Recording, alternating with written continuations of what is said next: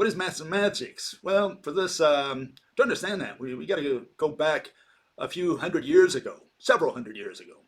And, when humanity started out, they had to build buildings. And so people learned how to measure, and they developed what is known as geometry. One of the first times that man applied arithmetic, or you could say the beginnings of mathematics, and try to blend it with physics. And it was a rotten deal because they got all the foundations wrong in what we know as geometry today. And we receive our information about geometry primarily from the Greeks. And here's what a famous Greek said about geometry, or how high the Greeks had it, how high they esteemed geometry. And this is Mr. Plato, and he said, "Let no one ignorant of geometry enter." And or something to that effect. There's the sign. And so geometry was held in high esteem. And if you didn't know geometry, you were what, an ignoramus, and they would not let you in the club. And nothing has pretty much changed in the last 2,500 years. Well, we do it a little differently here. That's why, that's known as mathematics, because they have all the foundations wrong. They have the point and the line primarily as the underlying, you could call them structures, figures. They ain't figures, but that's what they have as foundation. Okay? Yeah. And, this is the foundation of geometry, and this is the foundation of mathematical physics. And we have something different. We propose something different, and it's not, let no one ignorant of geometry enter. We have something different here. This is what we propose. Instead, said, let no one unless blind and quadriplegic enter. If you use your eyes, if you use your hands, we're going to rip them off, okay? You're not allowed to use your hands or your eyes in physics, okay? So this is where we start. So we do it a little differently than Mr. Plato suggested here, okay? And so, we have a different way of approaching things. We're saying you do not need to know geometry. You do not need to know any math, because math can only describe. And what we're saying is we're going to be explaining, specifically in physics, we're going to be explaining mechanisms, okay? And so these are a series of words that people who are not very smart use, and we discourage them, or else, okay? And here it is. Here is a list of words that some people we call idiots, people who are very bright, exceedingly bright, they're enlightened, and they have big, big ideas. So we call them idiots from the word idiot, bigot. Okay? And those are the words. If anyone uses any of those words, he's not doing physics at all. He's doing some kind of religion, okay? And some of them are used as physical objects, and others are things that they do that they think are related to physics, okay, and are not. So if you find your word in there, one that you use to make your case, because I mention these words constantly, okay, but not to make my case. That's the point, okay? But people use these words, energy and mass and field and time and so on, to make their case, to explain a mechanism of physics. And we're saying that's irrational, okay? You can't use any of those words in physics. If you use them to make your case, well, look at the top end. You'll find out where you stand. Okay, you're a very, very exceedingly bright individual. Okay, and if you don't know why, well, that's because you never went to kindergarten physics. You didn't take the ABCs. You didn't learn them.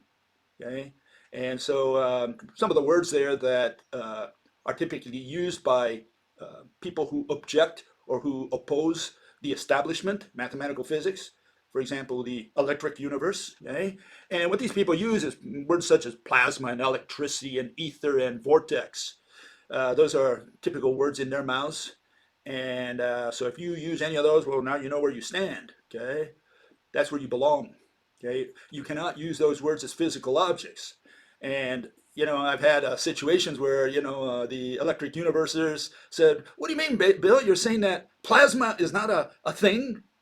Yeah, exactly. That's what I'm saying. Plasma is not a thing. What do you mean, huh? Electricity is not a thing? Exactly. Imagine the electric universe, electricity, which is part of their name, is not a thing. What do you mean it's not a thing? Stick your fingers in the outlet and you'll find out whether it's a thing. So this is how they prove in the electric universe what a thing is. You say, what is a baseball bat? And they say, well, let me show you.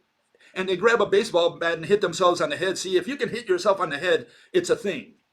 That's more or less the logic these people use. And so they say, if you want to prove to yourself that electricity is a thing, stick your fingers in an outlet. So this is how they do it in the electric universe. Well, we don't do it like that in science. And again, you got to take kindergarten physics. You could call it physics 101. And so you learn, what a thing is and what a non-thing is. Okay. You have to be able to distinguish, first day of class, okay, you should be able to distinguish between concepts and objects. He who cannot is not a physicist, he's just wasting his time. Okay, so the first rule of the game is to distinguish things from concepts. Okay, and that's what the electric universe has never done. Neither has the establishment for that matter. Okay, so here we have some of the people in the electric universe. If you start using some of those words, you're going to end up in electric universe prison. You'll never get out. You'll be running around in circles constantly. Why? Because here it is. These are their famous words. Okay, you have things such as the vortex, and you have the waves. They have all kinds of waves: transverse waves, spherical waves, electricity. These are the words they're going to fill you with. And there you have the famous plasma ball. Okay, yeah, these are the things that surround you and keep you imprisoned in electric universe prison. Okay. So if you don't want a life sentence there, get away from all of these words. None of these have anything to do with physics or with science.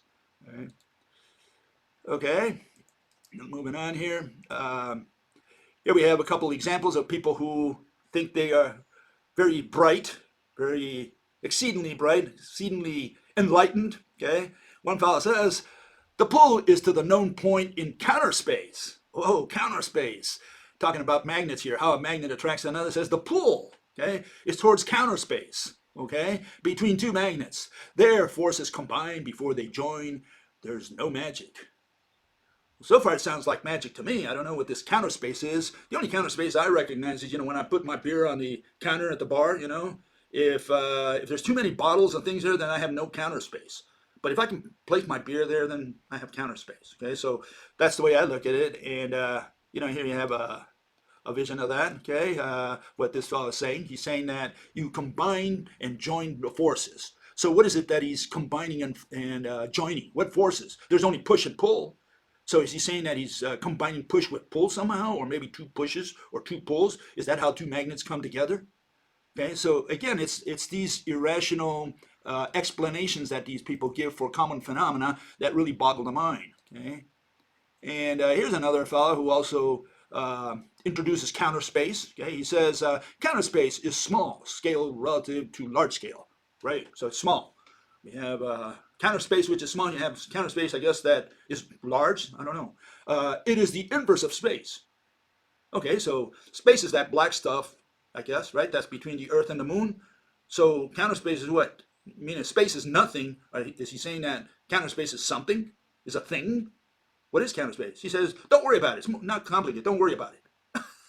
That's how he dismisses it. He's got no problem with counterspace. He just uses words. He doesn't even know what he's talking about. He could be talking about X, Y, or Z. And it's an X. Oh, what's an X? Well, it's the opposite of a Y. Oh, okay. And what is a Y? Well, don't worry about it. It's not important anyways. Okay, yeah, so here's a definition that I've got, I think, for counterspace. Is space left on the counter after one mug of beer is placed on it. Okay, so that's what I think counterspace is. Yeah, these people use these words and they never define them. We have this fellow out there, the who I call the Buddha. Okay, and he has his little show and he talks about counterspace constantly. He put it in his book, and I mean, I looked throughout his book to find out what counterspace is, and all he's got is either synonyms or irrationalities. He always ends up with the word field, which is nonsense. You saw that one of the first words there in the list at the beginning here of my talk today. Field, you don't want to use the word field. Okay, you can't say field does this, or does that. You can't use the word field at all in any way, shape, or form. Okay, so don't tell me counterspace is a field, which is the opposite of space, and all these guys just chase their tails around. Okay, so give me a second here. Yeah. So what is science about? I mean, if these guys aren't doing science, what is science? Well, here's a summary, okay? In science, the first word we have to define is the word definition. We have to know what a definition is. Okay, and you have to define the word definition scientifically. Okay, so that's the first one. If you can't do it, well, you can't even begin to do science. Okay, and a lot of people, dismiss all that. Say, hey, I came here to do science, not semantics. And yeah, poor fellows. This is not grammar. This is not semantic. This is presenting the foundations of science. That's what we're doing here. Okay, so you have to set, or you have to formulate the foundations of science. That's what it's about. And definition is one of the words you need to define. You need to know what a scientific definition is. Okay, and then in physics, which is a branch of science, okay, the first word you need to define is an object. You need to know what an object is. Okay, and you have to distinguish it from concepts. Okay. Why? Because we can't do physics without an object. There's no phenomenon that can occur. There's no phenomenon that you can explain unless you put an object on the screen or use it in some way in your presentation. You need an object to do physics. Without objects, there would be nothing happening in the universe. Okay? So you need a thing. For that, you need to know what a thing is. You need to define it. Okay, and again, because you're going to be explaining a mechanism, right, a cause. What is the purpose of physics? Is to explain how the universe works. By how, we don't mean a description, we mean an explanation. Okay, we need to have a physical interpretation of how the universe works. You need to explain what is the mechanism, the cause of gravity, for example, or how a magnet attracts another, meaning the cause. What's making that happen? Okay, and so physics is unrelated to mathematics. In physics, we do not use mathematics. Mathematics is not the language of physics. The language of physics is illustration, and to illustrate, you need an object. Okay? That's what we preach here. Okay.